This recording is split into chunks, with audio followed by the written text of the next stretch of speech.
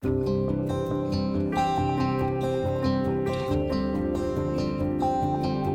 name's Mitch Jollimore. I'm a lobster fisherman from French River, Prince Edward Island, and I've been a captain for 15 years.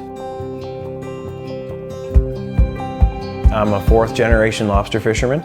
My grandparents have owned a processing plant and a lobster facility for 40 years. My father's fished as a captain now for 35 seasons, and I got 15 under my belt.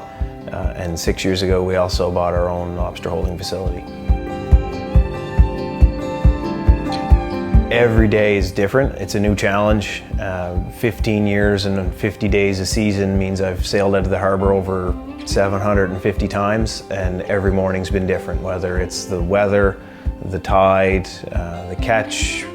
You know, every day is a new challenge, and that's one of the most exciting parts about being a lobster fisherman, is having to think on your feet and be ready to adapt to anything or whatever's thrown at you. When I was a little boy, when I did go with my father, the boats weren't quite as sturdy and safe as they are now. But when I went, I would last maybe an hour and I'd be sound asleep in the cuddy almost every time.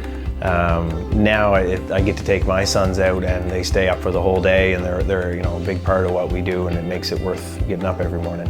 I remember when we were their age, when we came home with the processing plant there, you would get a chance to chew on lobster legs when you're walking through the plant on your way back up the hill, and we could walk from the boat right back to our house in a couple minutes, so it was really special.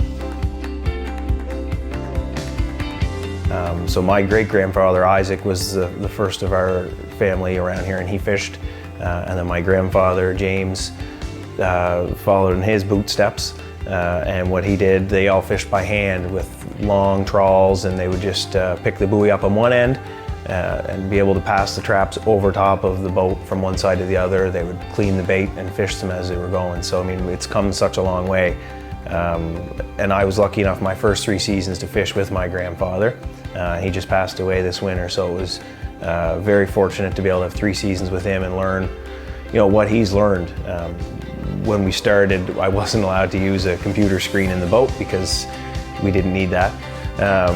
But sure enough, we sailed out the first day, and as soon as we hit the bell buoy, we turned 90 degrees, sailed for 1.5 miles, and there was the rock. We lined up the lighthouse on the end of the cape, and we sailed down until we hit Donnie's Barn. It's funny to use those terms, but Donnie's Barn, we have 4 miles of bottom, and it's still there today like it was 50 years ago for them, and it's really cool to think that 4 generations of Jollimore's and many other families have been able to make a living off of certain square footage of bottom continuously, and the lobsters keep coming back.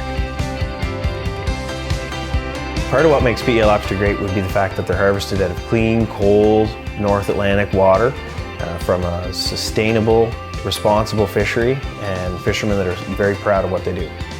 It's important, no matter what you do for a living, to take pride in your job. A lot of people before us have worked so hard in this industry to make it relevant and to put lobster in the market where it is now.